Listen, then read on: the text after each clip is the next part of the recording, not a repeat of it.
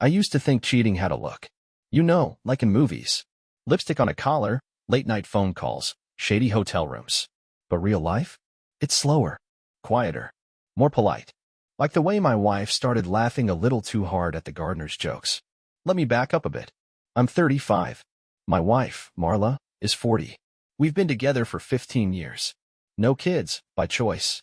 We live mostly in the city, but we have a country house out west. It used to be our retreat, a place to unplug, reconnect, get a little tipsy over grilled steak and bad jazz on the patio. The usual cliches. That place changed. We hired a gardener last spring. I was the one who suggested it. Ironic, huh? His name was Luca, tall, tan, maybe mid-20s, the kind of guy who looks like he should be in a cologne ad standing next to a yacht. Marla noticed, of course. I mean, how could she not? She started bringing out lemonade. Then she added mint. Then she started wearing perfume to check the hydrangeas. Still, I didn't suspect a thing. That's the part that gets me. I wasn't oblivious. I just didn't believe she'd do that. Not Marla. She was uptight, judgy, a bit neurotic with a mild addiction to oat milk, but not a cheater. Definitely not a roll around in the tomato beds with the help kind of woman. At first, I told myself she was just bored. Maybe I was too. 15 years is a long time to keep anything interesting. So I gave her space. I figured she'd get over whatever phase she was going through. Midlife crisis, hormone shift, Saturn in retrograde, whatever. I even told myself it was healthy for her to flirt a little. She used to be the jealous one, anyway. Then I started to notice small things. Her moods were sharper out there. She snapped at me for folding towels like a caveman. She got weirdly possessive of her garden gloves. She began doing that thing where she laughed a half-second too late, like she was somewhere else entirely. And Luca? He was always around, trimming things that didn't need trimming, raking in the rain. One time I walked outside and he was just standing there, holding a single zucchini like it was a sacred relic. Still, I kept the faith. Or maybe I kept my eyes closed. Either way, I didn't know what was really going on, not yet. But something was wrong. You don't see the cracks right away. They don't show up like lightning across glass. It's more like the floor starts to tilt, just slightly. Things don't roll where they used to. Conversations slide into silence. Smiles come slower. That was the vibe last month at our country place. It started with a pair of work gloves. I've been looking for mine all morning, real basic, worn-out leather ones I always kept in the garage. When I finally found them, they were tossed behind a stack of fertilizer bags, damp and muddy. But here's the weird part. They weren't mine. Mine had a tear in the right index finger. These didn't. Same brand, different gloves. Same size as Luca's. Thing is, Luca was supposed to bring his own gear. He kept it in the shed. He was meticulous about that. Proud of it, even. Tools are an extension of your discipline, he once told me, with all the seriousness of a guy giving a TED talk on hedge maintenance. So why were his gloves in my garage? Marla claimed she'd cleaned up some mess he left and forgot to put them back. Said it like it was no big deal. But it was the way she said it, just a little too quick. Like the story had already been rehearsed. And her hands? Shaking. Just slightly. If you weren't married to someone for 15 years, you wouldn't notice it. I started noticing a lot that weekend. Like how she suddenly had an interest in gardening. The same woman who once declared dirt a form of microbial terrorism was now spending hours outside while Luca worked shirtless in the sun. She said she was learning about native species. I watched her spend 30 minutes watching him trim a cypress tree. She told me she was going into town for supplies. Came back with one bottle of olive oil and a nervous laugh. Said she ran into a friend. Couldn't remember the friend's name. And then, late one night, I couldn't sleep. I went downstairs for a glass of water and saw a light coming from the garden path. One of those tall sensor lights we'd installed last year. It only turned on when someone walked past it. I waited. About 5 minutes later, it shut off again. Marla was in bed when I got back upstairs. Hair wet. Still warm. She said she'd been asleep for hours. I didn't say anything. I didn't accuse her. I didn't even ask what she was doing out there, because part of me didn't want to hear the lie. But I started keeping notes. Not to trap her. Not yet. Mostly just to prove to myself I wasn't imagining it. And something told me I wouldn't have to wait long for proof. I used to think that if something like this ever happened, I'd lose it. Like, really lose it. Flip a table, punch a wall, do something dramatic. But when the moment came, I didn't even raise my voice. It was a Sunday morning. I remember that clearly. The weather was perfect. The kind of quiet, sunny day people write poems about. I was making coffee in the kitchen, already planning to spend the day doing nothing, which was a rare luxury. Marla said she had a migraine.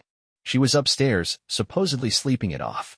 Luca had shown up an hour earlier, said he was going to prune the hedges by the back porch. It was all very routine, until I realized I couldn't hear anything outside. No clippers. No dragging branches. No sounds of movement at all. That's when it hit me, this weird, instinctual stillness. The kind that tells you something's wrong, even before your brain can figure it out. So I walked through the house. Slowly. Quietly. And then I heard it. The creak of floorboards. Our floorboards. Upstairs. In our bedroom. My heart didn't race. My blood didn't boil. Instead, everything inside me went still. Cold. Like my body knew before my mind did. I stepped into the hallway and looked up the stairs. Her shoes were at the bottom. His boots were next to them. No voices. Just the unmistakable rhythm of betrayal, quiet, deliberate, careless. I walked up the stairs. I didn't burst through the door. I didn't scream. I just opened it. Slowly. Like I was opening the fridge or checking on a sleeping dog. And there they were. Her on top of him, his hands gripping her waist, both of them caught in this warped, breathless rhythm like it was some private performance and I had wandered into the front row. The worst part? She didn't even stop. She looked at me, made eye contact, and then as she smirked, like I was the one interrupting her moment, like I was the intruder in my own house. Then, in this breathy, mocking voice, she said, "Well, I guess the gardener does do good work." I didn't respond.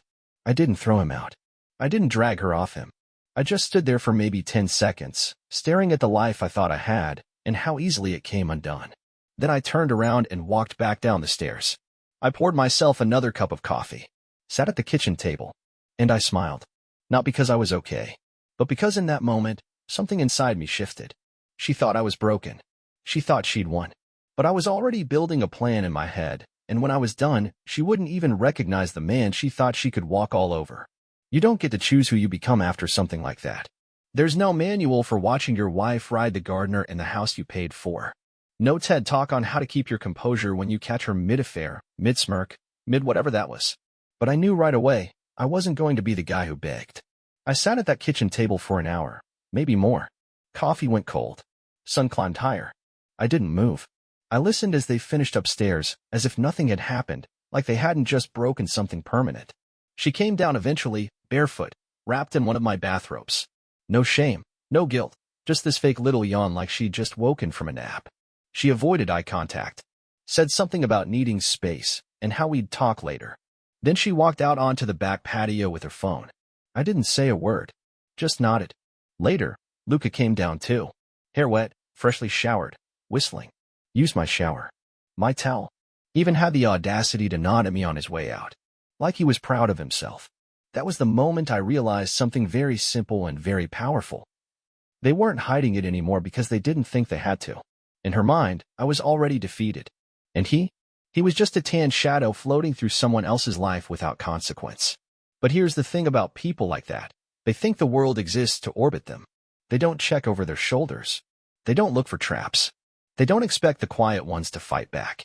So I started planning. Not out of revenge. Not even out of anger, really. It was more like necessity. I'd spent years believing in our marriage, building a quiet, solid life. And she'd burned it down for a six-pack and a weed trimmer. Fine. She could have him. But I wasn't going to make it easy. So that night, after they both left, her with some excuse about needing time to think, him probably off to hydrate, I went to the office in the back room. Closed the door. Opened my laptop.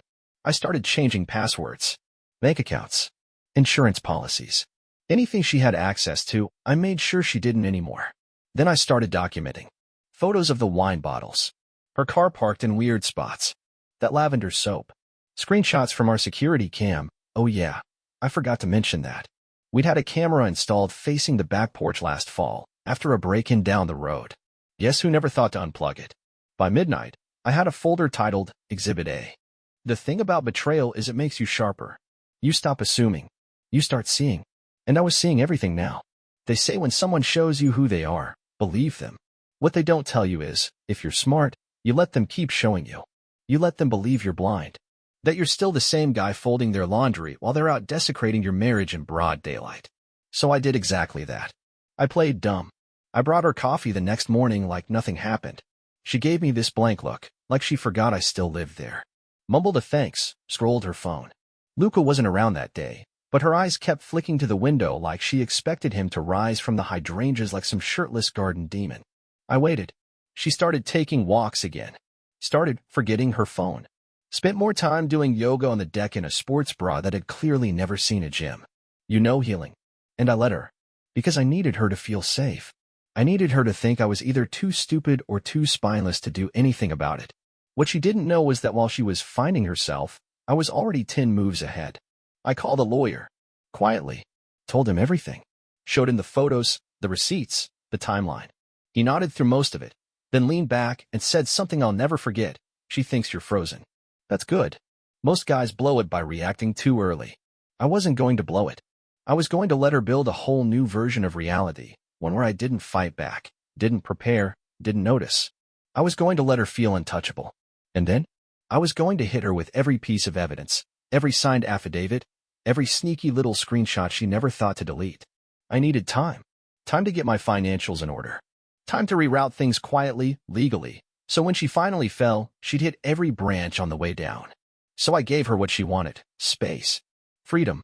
A wide open road paved with lies and false confidence. She thought she was winning. She thought she had the upper hand.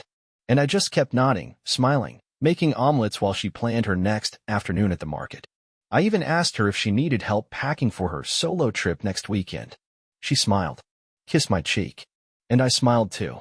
Because she had no idea that while she was off, reconnecting with herself, I was planning the exact day, in the exact moment, she'd lose everything. The funny thing is, once you stop reacting, people get real comfortable lying to your face. She came home that night wearing different earrings than she left with. I noticed. She didn't. Told me she had dinner, alone, at that little place near the lake. I asked her if the trout was good. She blinked, like I'd read her mind. That restaurant only serves trout on weekends. It was Wednesday. She covered fast. Said she meant the other place. You know the one. Sure. That one.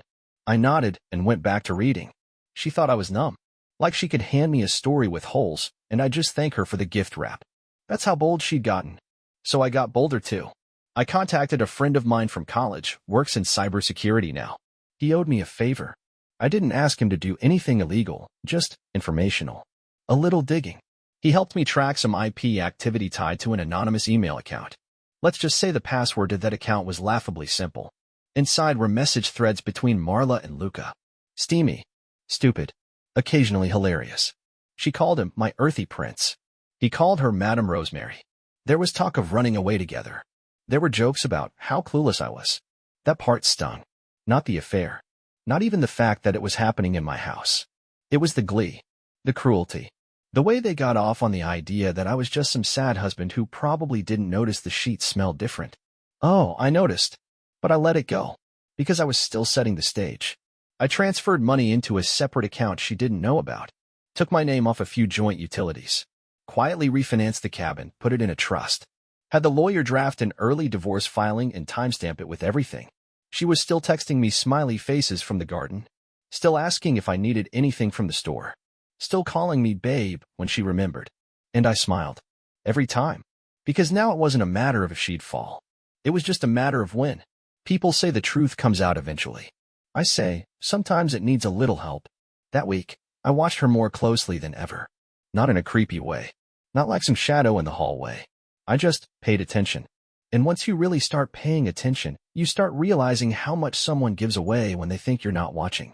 She started humming around the house. Not in a joyful way, more like someone rehearsing a lie. She wore lipstick on Wednesdays now. Started leaving to pick up herbs, at times that just so happened to match Luca's shifts. She was so deep in her performance, she didn't realize she'd forgotten to check the audience. I decided it was time to poke the illusion. Just a little. One morning over coffee, I said, you know, I was thinking we should hire another gardener. Luca's always swamped. She froze mid-stir, spoon clinking louder than usual. Oh, she said, but he's so good. And reliable. That word, reliable, almost made me laugh. He'd been reliably sleeping with my wife for weeks. I nodded. Still, might help him to have an extra set of hands. You know, ease the workload. She smiled too quickly. Yeah, maybe. Just like that, her illusion cracked. That night, she made dinner. set the table, poured wine like it was date night again. Chicken piccata, her peace offering dish. I ate quietly. She talked more than usual, asked about my day, complimented my shirt. She was trying to reset the balance. She thought I was slipping out of her grasp. And she was right, but not the way she thought. See, I'd already put things in motion that week. My lawyer filed the paperwork. Quietly, not served yet. Just ready. I had full documentation of her affair. Not just photos. Messages. Dates. Times. It wasn't just personal, it was legal leverage now.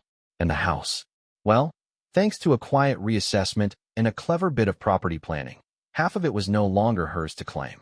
She didn't know that yet. The beauty of it all was that she still thought she was in charge. She thought I was this passive, wounded husband she could manipulate with a roast chicken and a forced smile. And I let her think that. Because it made the next steps easier. Because it made her lazy. Because eventually, people like her talk too much. And when she did, I'd be ready to use every word. There's something fascinating about watching someone get comfortable in a lie. They stop tiptoeing. They stretch out. They leave evidence like souvenirs. That week, Marla stopped pretending. She didn't even try to come up with creative excuses anymore. She started taking solo spa days that always coincided with Luca's time off. She'd come home glowing, like she'd just been blessed by the sun god himself, smelling like sandalwood and someone else's shampoo. I'd ask her how her massage was, and she'd smile and say, "Relaxing." I'd nod. "You seem loosened up." She never caught the tone, but I noticed something new that week. She started getting paranoid. Not toward me, toward him. One morning, I overheard her on the phone in the guest room. Door cracked just enough. She was whispering, but not well. "You can't be seen coming up the driveway like that. He's starting to ask questions. I told you to park by the orchard. Why don't you listen?" Now that part was interesting. Because I hadn't asked a single question. Not one. So why was she panicking? I guess that's what guilt does. It fills in the silence with its own story. She had already cast me as the suspicious husband in her head, and she was playing defense against a battle I hadn't even started. Yet, meanwhile, I was taking meetings with a new accountant, one who specialized in asset protection. We restructured everything I owned under a trust that, legally, she'd have no claim to. Even the car she used was technically under a business lease now. Took one afternoon. She was busy sneaking off to her book club. I was busy making sure when she finally left, all she'd take with her was the dog hair on her coat. But I still needed one thing. Her lies on record. So I set the trap. One night, I told her I'd be heading into the city for work, an overnight stay. Late meetings, I said. May as well get a hotel. She barely tried to hide her excitement. Even offered to pack my bag. So I left. Drove 3 blocks. Parked. Walked back through the woods behind our property and let myself into the guest house, which, conveniently, has a perfect view of the kitchen and patio. She waited a full hour. Did her hair. Poured wine. Lit candles. And just like clockwork, Luca arrived, shirt unbuttoned like he was starring in a cologne ad, again. They didn't even go upstairs this time. The kitchen island. Our wedding playlist playing on Bluetooth. She laughed like she was in some French film, tossing her head back while he lifted her onto the counter like I hadn't just deep cleaned it the day before. I took pictures. Video. Time-stamped. High-res. Stored in multiple folders, one of which is titled For the Judge. And as I sat there watching them through the lens, I didn't feel rage. I didn't feel heartbroken. I felt confirmation. Because now it wasn't just suspicion. It was fact. And it was finally time to begin. Here's the trick about unraveling someone. Don't pull the whole thread. Just tug. Let them unravel themselves. The morning after her little kitchen rendezvous with Luca, I walked back into the house at 8 a.m., fresh coffee in hand. Hotel receipt folded neatly in my pocket. She was in the kitchen, same island, same robe, trying to look casual. Her hair still had that wild, slept on someone feeling. She turned when she heard the door. "Oh," she said. "You're home early." I sipped my coffee. Meeting got canceled. Big waste of time, honestly. Her smile faltered for half a second. Then it returned, plastic and too tight. "Must have been annoying," she said. "Yeah," I replied. "Funny thing, though. I thought I saw someone in the backyard on the security feed last night. Around 9:40. Tall guy. Could have been a deer, maybe. That did it." She froze mid-stir. Eyes flicked to the window. Then back to me. "Probably just a shadow," she muttered. "Those cameras are so grainy anyway." "Maybe," I said, and let it hang. I didn't push. I didn't accuse. I let the silence work. Later that afternoon, I moved one of the cameras. Just slightly. So it now faced her side of the bedroom window. She noticed. How long has that one been there? She asked. I shrugged. A while. I upgraded the firmware last week. You know, for safety. She nodded, but her hand was shaking when she set down her teacup. And that was the beginning of it. This low, humming paranoia that started following her around like perfume. She started asking questions again. What time will you be home? Are you using the office this weekend? Did you check the garden cameras lately? Each time, I gave her simple answers. Calm, neutral, non-threatening. She began double-checking locks. She started leaving her phone in different rooms. Once, I caught her unplugging the guest house Wi-Fi router. When I asked why, she said, it was blinking too much. Sure. By the end of the week, she was jumpier than a cat in a room full of Roombas. Meanwhile, I was out to dinner with a financial advisor, laying out phase 2 of my little operation, making sure when the fallout hit, she wouldn't have a leg or a dollar to stand on. Because now it wasn't just about catching her. It was about building the life after her. And I wanted that life to be clean, quiet, and completely hers to regret. If there's one thing Marla's always been good at, it's control. Control of her image, her narrative, her version of truth. She could walk into a room and spin a story so smooth you'd question your own memory. That's what made her good at manipulation. But the thing about control?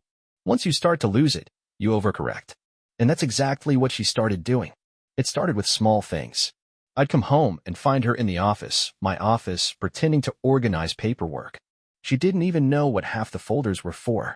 Then she'd ask innocent questions. Have you been reviewing the accounts lately? Do you still have that old hard drive somewhere? Why did the bank call on Tuesday? The bank didn't call. I just nodded and said, must have been a robocall. She laughed too hard, like she was trying to drown out something only she could hear. I let her snoop. I wanted her to snoop. I even left a few carefully planted folders on the desktop, fake spreadsheets, an old email chain from a made-up lawyer named R. Fox. Nothing damaging, just enough to get her nerves humming. That weekend, she stopped sleeping well. I'd wake up at 2 a.m. and find her standing at the window, looking out toward the orchard. Just couldn't sleep, she'd say, like it was the weather's fault. Luca still came by, but not like before. She kept her distance. No more perfume in the garden. No more wine by the trellis. She was starting to sense it. Something was wrong, but she didn't know what or how close it was getting. That's when I made the call. Ron, my lawyer, was ready. Documents finalized. Evidence compiled. Witness statements from neighbors who'd accidentally seen too much. Everything airtight. All I had to do was give the word. But first, I gave her one more day. We went out to dinner. A nice place in town. The kind we used to go to when things were simple. She dressed up too much. Wore the earrings she hadn't worn in years. She was trying. Not to save us. To save herself. She smiled. Flirted. Asked about my work. Laughed at jokes I wasn't even telling. And at one point, she reached across the table, touched my hand, and said, I'm really glad we're doing this. I smiled right back. I am too, I said. And I meant it. Because tomorrow was the day I lit the match. Some people think revenge is loud. Slamming doors. Public blow-ups. A scene that ends in sirens or screaming. But the best revenge? It's silent. It's paperwork delivered on a Tuesday. It's her favorite mug missing from the cabinet. It's nothing happening when she expected everything. I waited until the morning. Calm. Clean-shaven. Wearing the same sweater she bought me for our anniversary. She was in the kitchen, scrolling through her phone, probably texting Luca under the name Monica Book Club. I placed the envelope on the table beside her. She looked at it, then at me. What's this? I took a sip of my coffee. You should read it. She opened it, pulled out the papers. Her eyes scanned the first page, then the second. Her smile faltered. It was all there. The timeline. The photos. The property division. The statement from the neighbor who saw Luca's car parked behind our orchard gate twice a week. The lawyer's letter simple, direct. You are hereby notified. She looked up at me, mouth slightly open. You're divorcing me? I nodded. She blinked. You can't just. I already did. Silence. A thick one. You could feel it crawl across the floor. Her first reaction wasn't sadness or guilt. It was calculation. But we can talk about this, she said. It doesn't have to be like this. I tilted my head. You mean honest? She stood, tried to regain control.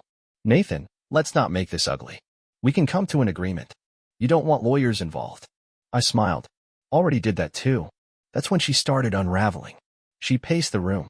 Flipped the pages like there was a typo somewhere that would save her. Her voice got sharper, more frantic. This is absurd. This isn't proof.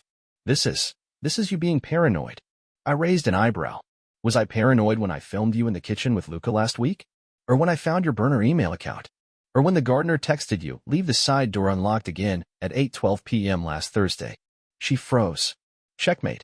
The fight drained out of her face, replaced by something else. Fear. She realized, for the first time, she wasn't in control. And I wasn't angry. I wasn't yelling. I wasn't begging. I was done. She whispered something, barely audible. What? I asked. Her lip trembled. You set me up. I smiled. No, Marla. You set you up. I just wrote it down.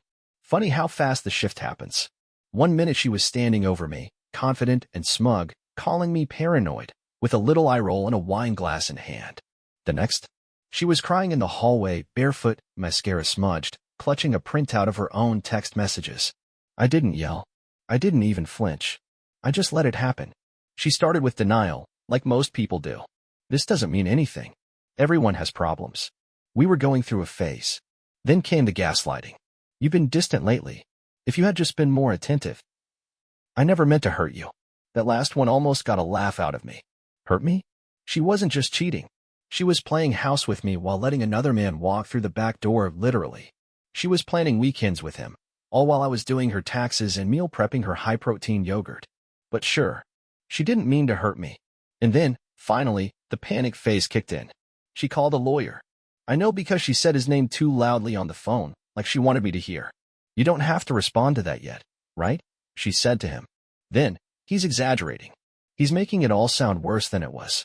Then the real kicker, can I still get spousal support if I move out first? There it was. Reality. Because no matter how much yoga she did or lavender oil she rubbed on her wrists, there was no diffusing this mess. My lawyer had the timeline. The footage. Her little affair wasn't just a betrayal. It was a full-blown liability. And me? I was fine. Unshaken. Already moving my things to a short-term condo downtown while she scrambled to figure out how mortgages actually work. She asked if we could pause the process. Take a trip. Talk it over. I said I'd think about it. Then I called the locksmith. By the end of the week, she was out. No tantrum.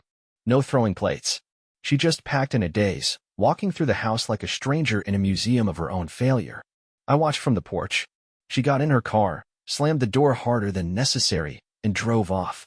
And when the dust settled, I sat down, poured a drink, and turned on the porch lights. One switch. That's all it took to make the whole place feel like mine again. It's been 3 months since she left. The house is quieter now. Cleaner, too.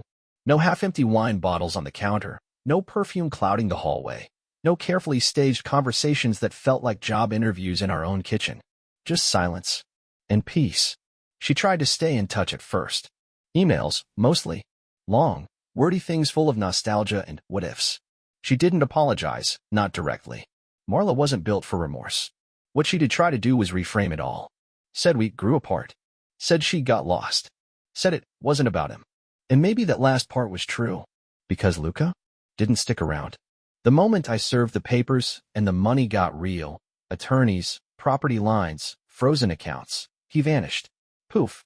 Just another seasonal worker drifting toward the next opportunity. She moved into a tiny rental near town. I know this because I saw her at the grocery store once, standing in the bulk foods aisle looking like someone who'd just learned almonds weren't deductible. She didn't see me. Or if she did, she pretended not to. Fine either way. I never responded to the last email she sent. The subject line was, maybe someday. I didn't open it. Because here's the thing. I'm not bitter. Not anymore. I was angry. Hurt. Embarrassed. Of course I was. You don't spend 15 years building a life with someone and just shrug when they toss it into the compost pile for a fling with a guy who uses the phrase, garden vibes. But I also came out clean. She thought she was lighting a fire under our marriage. What she didn't realize is that I had already cleared the brush, moved the valuables, and left her holding the match. Now, I've got a new apartment. A better job. A dog, actually. Border collie. Needs more exercise than I do. But hey, he never lies to me. And every now and then, I still visit the country house. The grass grows slower now. Less pressure to impress the neighbors. The silence there doesn't sting anymore. It's just a quiet I earned. And when I sit out on the porch with a glass of something good, Watching the sun go down over the orchard, I think about her. And I don't feel a thing.